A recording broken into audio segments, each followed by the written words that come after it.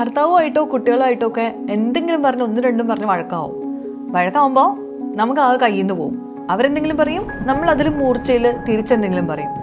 അത് കഴിഞ്ഞിട്ട് പിന്നെ ഇങ്ങനെ ഇരുന്ന് ഓർത്ത് വിഷമിക്കും. അപ്പം അങ്ങനെ പറയണ്ടായിരുന്നു, അല്ലെങ്കിൽ അങ്ങനെ പറഞ്ഞത് ശരിയായില്ല, ഇങ്ങനെ പറഞ്ഞാൽ മതിയായിരുന്നു.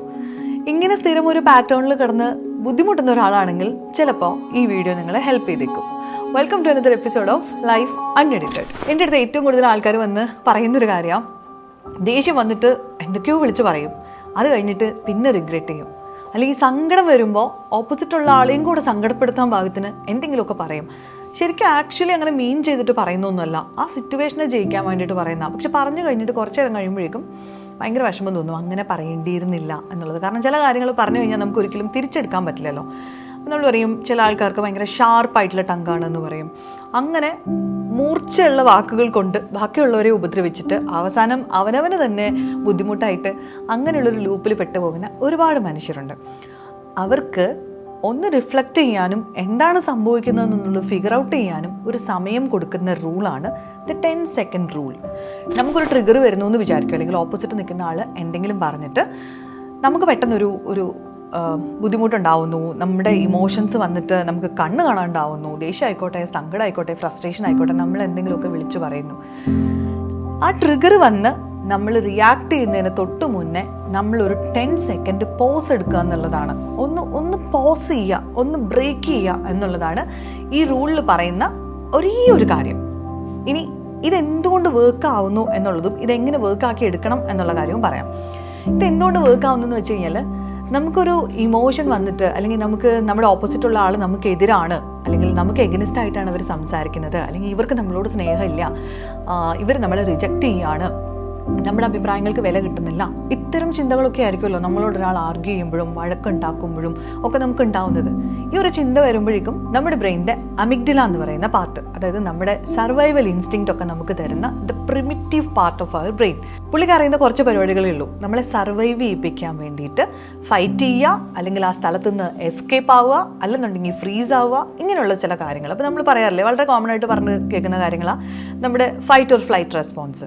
അപ്പോൾ ഈ അമിഗ്ഡല വന്നിട്ട് നമ്മളോട് പറയും, ഓക്കെ ഫൈറ്റ് ചെയ്യുക, തിരിച്ചാർഗ്യൂ ചെയ്യുക എന്നുള്ള തരത്തിലാണ് നമ്മുടെ ബ്രെയിൻ അപ്പോൾ നമ്മളോട് കമ്മ്യൂണിക്കേറ്റ് ചെയ്യുന്നത്. അപ്പോൾ ഈ സമയത്ത് നമുക്ക് വളരെ ലോജിക്കലായിട്ട് ചിന്തിക്കാനുള്ള, അല്ലെങ്കിൽ ലോജിക്കൽ തിങ്കിങ്ങിന് സഹായിക്കുന്ന പാർട്ട് ഓഫ് അവർ ബ്രെയിൻ ആ സമയത്ത് ലോജിക്കലായിട്ടൊരു കാര്യം ചിന്തിക്കാൻ നമ്മുടെ ഇമോഷൻസ് സമ്മതിക്കാത്തൊരു പോയിൻ്റാണ്. അപ്പോൾ ആ സമയത്താണ് നമ്മൾ ആക്ച്വലി ഒരു പോസ് എടുക്കേണ്ടത്. അതായത് കാര്യങ്ങൾ കയ്യിൽ നിന്ന് പോവുകയാണ്, പ്രശ്നം നടക്കുന്നുണ്ട് എന്ന് റിയലൈസ് ചെയ്യുന്ന വെരി മൊമെൻറ്റ് നിങ്ങളൊരു 10 സെക്കൻഡ് ബ്രേക്ക് എടുക്കൂ എന്നുള്ളതാണ് ഈ ഒരു റൂളിൽ പറയുന്നത്. അപ്പോൾ ചെയ്യേണ്ട ഒരു കാര്യം, ആർഗ്യുമെൻറ്റ് നടക്കുകയാണ്, കയ്യിൽ നിന്ന് പോകുന്നുണ്ടെന്ന് നമുക്ക് തോന്നുന്നു. What we have to do, ഒന്ന് ഹോൾഡ് ചെയ്യണം, ഒന്ന് ഡീപ്പ് ബ്രീത്ത് ചെയ്യണം.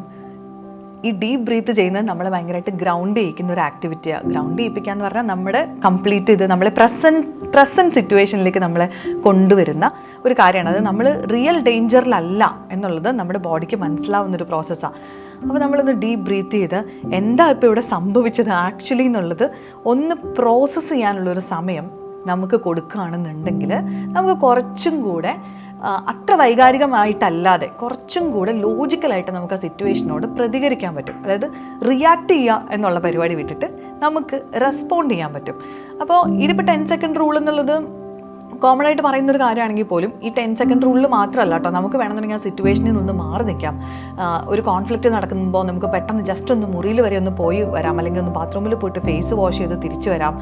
ഈ സമയത്തൊക്കെ നമ്മൾ ചെയ്യേണ്ട ഒരു കാര്യം, എന്താണ് ഇപ്പോൾ ഇവിടെ സംഭവിച്ചതെന്നും എന്തിനാണ് എനിക്കിപ്പോൾ ഇത്തരം ഇമോഷൻസ് ട്രിഗേർഡ് ആവുന്നതെന്നുള്ളതും അതിനെക്കുറിച്ച് നമ്മളൊന്ന് ചിന്തിക്കുകയും ആ ഇമോഷൻ കടന്നു പോകാൻ അനുവദിക്കുകയും ചെയ്യുക എന്നുള്ളത് ഭയങ്കര ഇമ്പോർട്ടൻ്റ് ആയിട്ടുള്ള കാര്യമാണ്. അപ്പോൾ ഈ 10 സെക്കൻഡ്സ് അല്ലെങ്കിൽ ഒരു ചെറിയ പോസ് ബിഫോർ റിയാക്ടിങ് എടുത്തു കഴിഞ്ഞാൽ നമുക്ക് പലപ്പോഴും ഒരുപാട് കോൺഫ്ലിക്റ്റുകളിൽ നിന്ന്, ഒരുപാട് ഫ്യൂച്ചറിസ്റ്റിക് ആയിട്ടുള്ള പ്രശ്നങ്ങളിൽ നിന്ന് നമ്മളെ സേവ് ചെയ്യാൻ പറ്റും. അപ്പോൾ അതാണ് 10 സെക്കൻഡ് റൂൾ. നമ്മുടെ അമിഗ്ഡല ഓവർഫ്ലോ ചെയ്യുന്ന സമയത്ത്, ഇമോഷൻസ് കൊണ്ടുവന്നിട്ട് ഇങ്ങനെ ഫ്ലഡ് ചെയ്യുന്ന സമയത്ത് നമ്മുടെ ലോജിക്കൽ ബ്രെയിൻ അല്ലെങ്കിൽ നമ്മുടെ പ്രീ ഫ്രണ്ടൽ ലോബിന് തിരിച്ച് കൺട്രോൾ എടുക്കാൻ വേണ്ടി നമ്മൾ കൊടുക്കുന്ന കുറച്ച് സമയമാണ് ടെക്നിക്കലി സ്പീക്കിംഗ്. അങ്ങനെയുള്ളൊരു കുറച്ച് സമയം നമുക്ക് കൊടുക്കാൻ പറ്റുകയാണെന്നുണ്ടെങ്കിൽ നമുക്ക് പല കാര്യങ്ങളെയും കുറച്ചും കൂടെ ലോജിക്കലായിട്ട് സമീപിക്കാൻ പറ്റും, അല്ലെങ്കിൽ വൈകാരികമായിട്ടല്ലാതെ പ്രതികരിക്കാൻ പറ്റും. അത് തീർച്ചയായിട്ടും നിങ്ങൾക്ക് അറിയുന്ന പോലെ നമ്മുടെ റിലേഷൻഷിപ്പിനെ സേവ് ചെയ്യും. വളരെ ചുരുക്കി പറഞ്ഞാൽ അതിനകത്ത് 4 കാര്യങ്ങളുള്ളത്. ആദ്യം, എന്താണ് എനിക്കിപ്പോൾ ഇവിടെ ട്രിഗർ ഉണ്ടാവുന്നത് എന്നുള്ളത് ഒബ്സർവ് ചെയ്യുക. ഓക്കെ, ഇന്ന കാര്യം പറഞ്ഞു, അതാണ് എന്നെ ട്രിഗർ ചെയ്തത് എന്നുള്ളത് മനസ്സിലാക്കാൻ വേണ്ടിയിട്ട് ഒരു സെക്കൻഡ് യൂസ് ചെയ്യുക. ഓക്കെ, ഇതാണ് സംഭവിക്കുന്നത്. ആൻഡ് ദെൻ ഒന്ന് ഡീപ്പ് ബ്രീത്ത് ചെയ്യുമ്പോൾ നമ്മുടെ ബോഡിക്ക് മനസ്സിലാവും നമ്മൾ സേഫാണ് എന്നുള്ളത്. എന്നിട്ട് ഇപ്പം എന്ത് ഇമോഷനാണ് എനിക്ക് വരുന്നത്, അല്ലെങ്കിൽ എന്താണ്, എനിക്ക് സങ്കടമാണോ, എനിക്ക് ദേഷ്യമാണോ വരുന്നത്, ഡിസപ്പോയിൻമെൻ്റ് ആണോ, എന്താണ് വരുന്നത് എന്നുള്ളത് ആ ഇമോഷനെ നെയിം ചെയ്യാൻ പറ്റുകയാണെന്നുണ്ടെങ്കിൽ ബ്രെയിനിന് നല്ല ക്ലാരിറ്റി കിട്ടും. അപ്പോൾ പറ്റുകയാണെന്നുണ്ടെങ്കിൽ അടുത്ത സ്റ്റെപ്പായിട്ട് ചെയ്യേണ്ടത് ആ ഇമോഷൻ എന്താണ്, അല്ലെങ്കിൽ ഇങ്ങനെ ഒരു കാര്യം പറഞ്ഞപ്പോൾ, കേട്ടപ്പോൾ, കണ്ടപ്പോൾ എനിക്ക് എന്ത് തോട്ടാണ് വരുന്നത് എന്നുള്ളതിനെ നമ്മളൊന്ന് പ്രോസസ്സ് ചെയ്യാൻ ട്രൈ ചെയ്യാം. ആൻഡ് അടുത്ത സ്റ്റെപ്പ് എന്ന് പറഞ്ഞാൽ ഇതിനോട് റെസ്പോണ്ട് ചെയ്യുക. നമ്മൾ റിയാക്ട് ചെയ്യുന്നതും റെസ്പോണ്ട് ചെയ്യുന്നതും തമ്മിൽ നല്ല വ്യത്യാസമുണ്ട്. അപ്പോൾ പെട്ടെന്ന് അഗ്രസീവായിട്ട് എന്തെങ്കിലുമൊക്കെ പറഞ്ഞ് റിയാക്ട് ചെയ്ത് ആ സിറ്റുവേഷൻ വേഴ്സ്റ്റ് ആക്കാതെ മൈൻഡ്ഫുള്ളായിട്ട് നമുക്ക് റെസ്പോണ്ട് ചെയ്യാൻ ഈ 10 സെക്കൻഡ് നമ്മൾ പറഞ്ഞാലും ചിലപ്പം it can go up to ഒരു 1 മിനിറ്റോ 2 മിനിറ്റൊക്കെ വരെ പോയാൽ പോലും ഈ പോസ് ഭയങ്കര ഇമ്പോർട്ടൻ്റ് ആണ്. അപ്പോൾ ഏറ്റവും കുറവെന്ന് പറയുന്നത് 10 സെക്കൻഡ് എങ്കിലും നിങ്ങൾക്ക് റിയാക്ട് ചെയ്യുന്നതിന് മുന്നേ പോസ് എടുക്കാൻ പറ്റിയാൽ അത് ചിലപ്പോൾ ഒരു റിലേഷൻഷിപ്പിനെ തന്നെ സേവ് ചെയ്തേക്കാം. ഇമോഷൻസ് വന്ന് ഓവർഫ്ലോ ചെയ്യുന്ന സമയത്ത് ഇത്തരത്തിലുള്ള ഒരു ടെക്നിക്കും വർക്ക് ആവുന്നില്ല. നമ്മൾ പല സിറ്റുവേഷനിലും മൈൻഡ്ഫുള്ളായിട്ടല്ലാതെ ബിഹേവ് ചെയ്യുന്നു, നമ്മുടെ ഇമോഷൻസ് നമ്മുടെ കയ്യിൽ നിൽക്കുന്നില്ല എന്ന് തോന്നുകയാണെന്നുണ്ടെങ്കിൽ ഡെഫിനറ്റായിട്ടും you need to work on your emotion. അതിന് നിങ്ങൾക്ക് ഒരു തെറപ്പിസ്റ്റിൻ്റെയോ കോച്ചിൻ്റെയോ ഹെൽപ്പോടുകൂടി ഒരു ഡീപ്പായിട്ടുള്ളൊരു വർക്കിന്, ഒരു ഇന്നർ വർക്കിന് നമുക്ക് സമയമായിട്ടുണ്ട് എന്നാണ് കാണിക്കുന്നത്. അപ്പോൾ അത്തരം സമയങ്ങളിൽ തീർച്ചയായിട്ടും ഒരു പ്രൊഫഷണലിൻ്റെ ഹെൽപ്പ് തേടുക തന്നെ വേണം.